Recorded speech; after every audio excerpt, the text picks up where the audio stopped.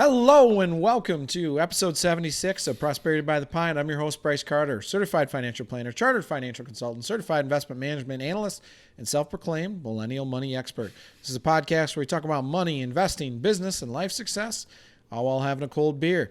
As promised, part two of the entrepreneur's journey with Mark Carter, father and my father and chartered financial consultant. Welcome aboard, Mark. Dad. Glad to be here. Beer of the week. I saw bourbon on the beer label, and I got excited because, as you guys know, I like bourbon, but I'm nervous now because Allie tells me this is a different type of beer that's more vinegary, and I don't like that. But it is called Unity Vibration Bourbon Peach American Wild Ale. It's a kombucha, or ale. It's a kombucha beer. So Dad and I are going to give this a try here. I would have never bought this, but we'll see. You saw bourbon and you got excited too. Hopefully we like it. Don't smell it, she says. All right, well. Taking the dive. Cheers.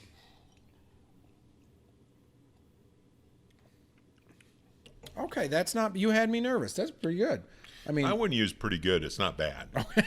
It is tolerable. It's a 5 on a scale of 1 to 5. It's a 5 on a scale of 1 to 5? Maybe 1 to 10. Okay, 5. yeah, that's what I get what you meant. All right. It's fruitier. There's not a lot of bourbon there. I don't taste any bourbon, do you?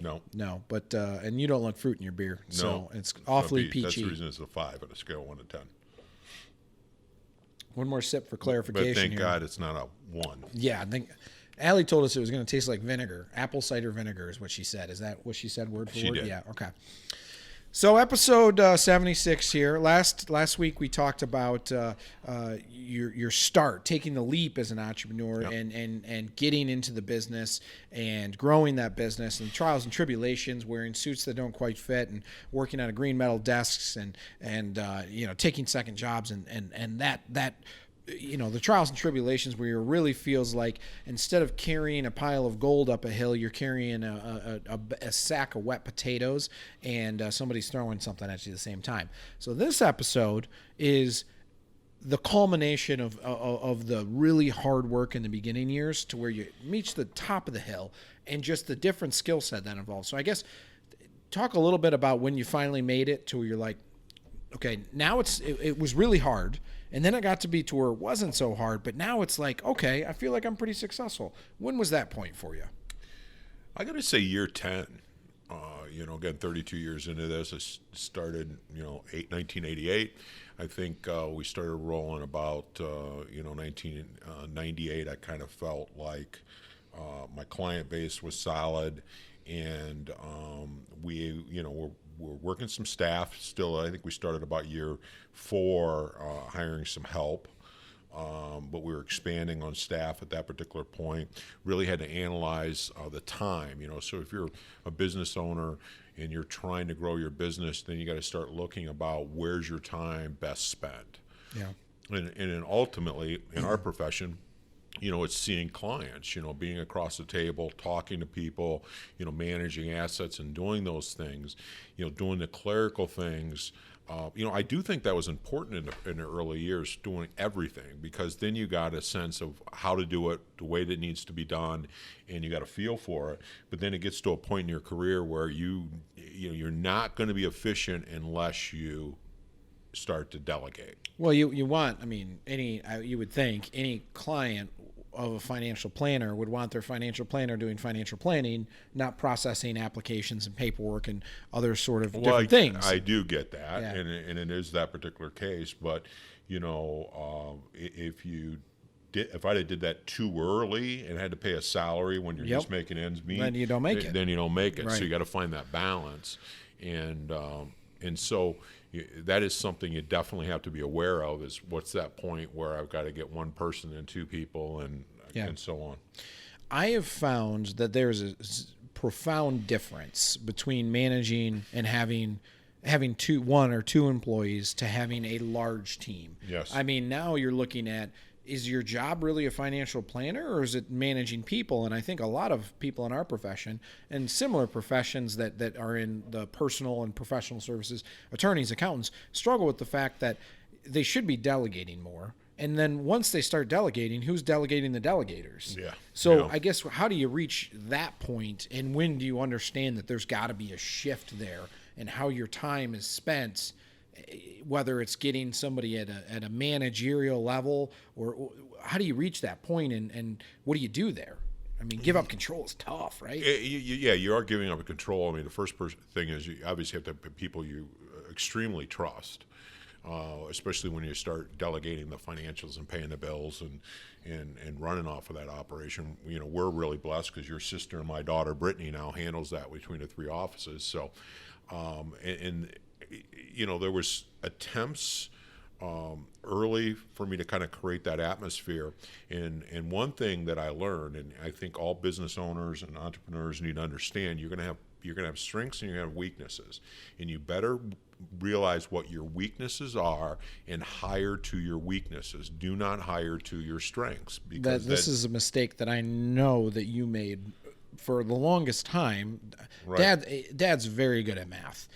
For the longest time, you would give your administrative assistants or potential employees a math test. Well, that's not what you needed help with. And, you know, that was kind Well, of... I used to do a couple of things, and some of it probably is a little irritating. You know, I got a little irritated with some of the younger people that I hired that had to have a calculator in their hand just to do basic math. And I said, yeah, I'm going to fit that. When I interview them, they're going to have to do a basic, you know, plus minus a little division here. The other thing I used to do is, because I'm a pretty organized and neat kind of guy, so I hate messy. So I always sent somebody out to look in their car when I was interviewing them to see how messy the car was. Yeah. So I don't know if that's funny or not, but that's just something that I did. But the point being, that was a weakness of mine. Well, hiring was a weakness. Yeah, So it was a weakness. Well, there's, as we know, there's different parts of the brain, and the part of the brain that works with analytical skill sets often is can in conflict with the part of the brain that's creative, and those are not correlated with being neat. So often an artist that has very creative is going to have a messy apartment. The problem is you need that skill set along for marketing. You need people that are going to. Allie, I'm sorry, because Allie works in marketing. I'm sorry if is your apartment messy? No, it's not. She says it's clean. Okay, she's a clean artist. But you know, you need those different skill sets. Is the point? I understand. But that was one of my best moves, was to actually change, you know, turn all the hiring and that kind of thing, because I was the other side. I was extremely soft. And so people that probably weren't right for that particular position, I kept a lot longer than what I should have. And, you know, Brittany, that's her skill set. You know, she's very good with people, the you know, background as a youth minister. And so, and frankly, once that took place, it took all that, another element of stress, because that's the other thing as a business owner is, you know, you can't try to attack everything. You've got to focus on what is the most profitable way to do it. But when you get to that, we'll call it the middle stage, right? Yeah. You know, you climb the hill and you're there. How do you keep it rolling? But you have to pick and choose your battles, so to speak. Well, I think the interesting dynamic at that stage of your career too is your time is pulled in different directions, because now us as kids are older, and you know, mom stayed at home, but us as kids are older now. We're going to sporting events, and you know, and practice starts at 3, and a lot of times you want to be there for practice, or you know, help coach, or you know, Saturday sporting events, different things like that. So now business is coming easier, but time is spread more thin. Absolutely. So the time management, I guess, to kind of talk to us about the time management, how do you cope with that, and how do you offset the fact that I could go to work and pay more bills, provide more for my family, but want to be there for the events? I mean, that's well, it is tough, but ultimately, I mean, one of the big reasons that I believe that you want to go into business or be an entrepreneur, it's not all financial. It just simply isn't. Yeah. It is also to give you freedom. I can honestly say I don't ever remember missing one of you guys' football games, wrestling matches, or anything like that. I don't care, when Brandon was wrestling in college, if it was in New York or Iowa or where. You and Mom would take turns. We'd jump in a motorhome and take turns driving and make sure that we were there that next morning. And, those are some of the best memories. So quality of life, as far as sharing it with family and being at those events, because it's short-lived. I mean, now all that's over, right? You guys are grown up, and it's a short. You want to focus on it. It's a huge advantage. I think there's a term to it that's called success panic, where you kind of start to have this little bit of panic that you're going to miss out on the other things because you're so focused on the drive, and you're addicted to the thrill of the kill and the art of the deal, as the Donald would tell us. But you have to keep priorities in focus, and I think you did a really good job of doing that. I mean, I do remember those times when it's like, okay, Brandon's wrestling in Pennsylvania, and I have a meet in northern Michigan, and it's like flip a coin who's going which direction. Yeah, we just conquered and divide. One of us wanted to be there, and so that's what we did. But so when you get to that particular point, it's actually. It's hectic, right? Because you just finished a hard day's work and you're going to go do that, but it's the joy of having your own business is one of the extreme positive sides. Well, one of the other things I guess I wanted to touch on is where you were 10 or 12 years ago when you were 20 years in the business. By all measures in our business, extremely successful. There's different levels, right? You can be a solo practitioner, maybe you an assistant, and make a very good living and be successful. And that for some people, that's what they want to do, and they're going to be able to provide for their family. Nothing wrong with that. There's another level in which now you have multiple team members and you have maybe some other advisors that you're working with, and usually those operations are less than 10 people. Right, and that's where I'd say you probably were 10 years ago. I think it was you were about seven or eight people total, 2 or 3 advisors and 3 or 4 administrative marketing helpful people, right? But a lot of people said, well, what's next? And I remember us going to conferences and different things like that. And they're like, well, what are you going to do now? You already have this going on and that going on. They viewed it as the top of my game, and I viewed it like there was more opportunity out there. And so what's the driving factor other than your children to want to take it to the next level? And then what do you do? Because that's a dramatic shift. I would say it goes from solo business owner to small business to enterprise level kind of organization, right? Where it's, you start to get to 20 people plus, and it's like, this is a bigger machine. I mean, there's more multiple locations, all human resources and employee handbooks and all kinds of different things, right? So I guess talk about that a minute. Well, if you want to take a beer break, you can take a beer break too. I'll wait till your next time you talk. Miss that opportunity. The first key is you got to surround yourself with the right people, right? If you don't have the right people, it's not going to work. The second thing, and I should have mentioned this a long time ago, you will not be successful opening your own business if the partner that you have in life is not going to support you. It's impossible to come home and have a day that you're going to have and not have that loving support. So that part is huge. But you go to the next level. First of all, you have to come to the point and say, I'm not done. I could coast right here, and we would be fine. My kids would be fine. No, you're saying at year 20, you were saying I could have coasted. I felt like I could have coasted at that point. I really didn't have to take new clients on. I could have just taken my client base and been very selective and kept the size. But that wasn't satisfying to me. I felt like that there was more I wanted to do. And with more that I wanted to do, I'd have been in my 40s then, right? Am I going to just say, okay, this is it, I'm going to be satisfied? It wasn't the way I was wired. Well, I think I guess you mentioned you were in your 40s at the time. I'll remind you to take your beer break now while I'm going to talk because I'm having a thought here. Is that it's really not that bad after a few more sips.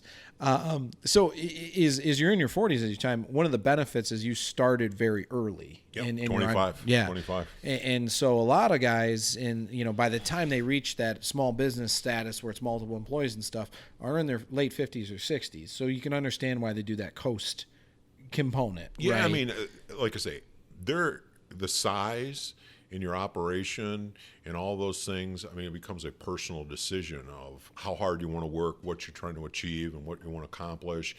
The same business strategies, honest and ethical and hard work, you can do that at any level, right? But I guess, this is where I want to kind of hammer down for a minute, because do you really have to work harder to reach that next level, or do you have to work smarter? Do you have to just be right? Yeah, that's a good point, harder and smarter. But when we opened the Northville office, what my days were like as we went down there and did that necessary expansion, it was long, hard days. So it's not going to be that you're not going to have to work harder, but by that particular point, you're a lot smarter. You've made some mistakes. You've whether it's hiring or maybe buying the wrong building or doing whatever it happened to do for the expansion. So you feel like you're smarter. You got to work smarter. You're delegating a lot more. You got a strong team around you, and then but you still got to work hard. Well, and that's, I guess, one of the things I was very proud that you did was, one, not coast, but two, open to change. Whether it was change in the responsibilities in which you were delegating, change in technology, which you don't like, but you understand the component of that it improves us, right?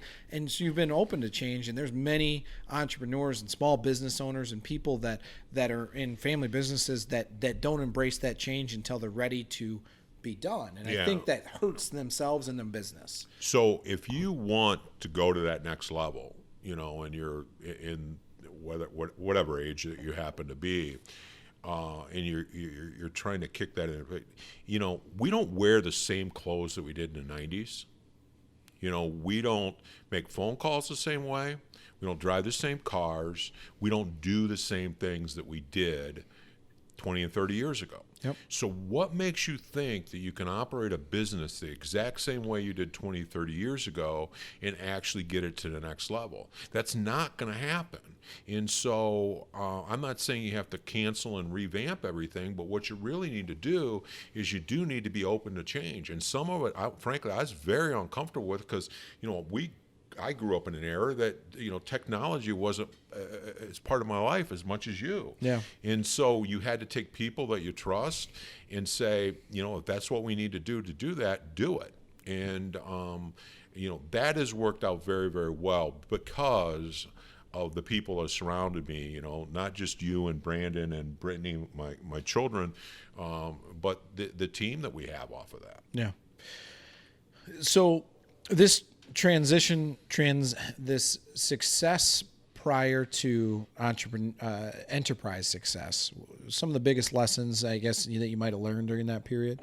I think one thing that I've heard is that it depends on what you want, and I don't know the phrase for that. But I know relationships and key relationships were a huge component as well. I just know that from the story. Yeah. Yeah. Anything else?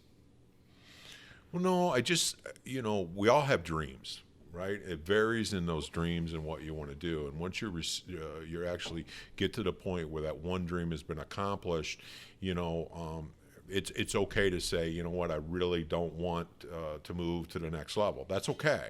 But if you do, and you set goals and you have dreams to become bigger and better, you do, as you talked about, being smarter about it. You do need to be smarter about it. You got to be careful not to get yourself over leveraged. You got to be careful to make sure that you're doing it and you don't do it so fast that you get out of control of what's got you to that point and why you're successful to that point. Yeah. When you want to go to the next level, the objective is you don't want to go backwards. Now, sometimes you got to take one step back to move two steps forward, but in reality, ultimately, you've got to have the game plan, and by that particular point, you should have things figured out.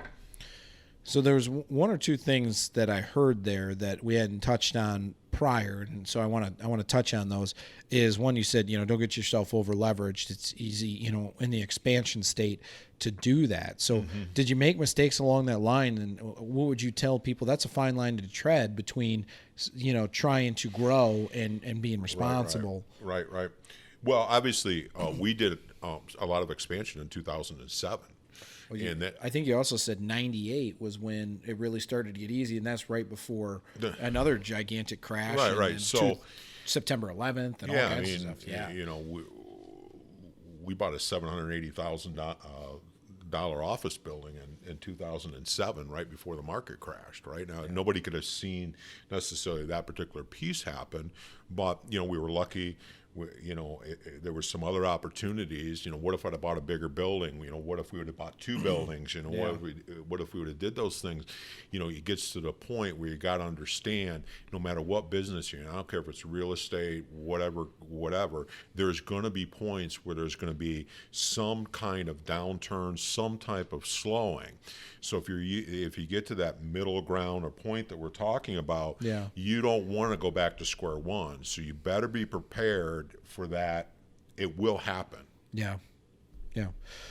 Well, I guess, this is probably going to be as best a point to leave us off for the next and the third and final installment here, which is where, enterprise level entrepreneurial success, what does that look like? And then also the dynamics of working in a family business. We mentioned my brother Brandon, my sister Brittany, obviously my father's in the business, and my mother-in-law is in the business. And so it's very commingled. And that creates an interesting dynamic. And so we're going to be talking about that in episode 77 next week. But don't forget to subscribe, iTunes, Spotify, YouTube, Facebook, wherever you listen. That's where we are. Cheers. Cheers. The topics that I discuss in this podcast are meant to be general information and educational only. I'm not giving you specific advice because I don't know you personally. In order to give you specific advice, you should work with an advisor, someone that can learn your specific situation and give you advice that applies to you. If I talk about a specific security, please keep in mind I'm not recommending that security. And don't forget, investing involves risk. When you invest, there's always the possibility of losing capital, which is why you should consult with a qualified, licensed financial advisor prior to investing.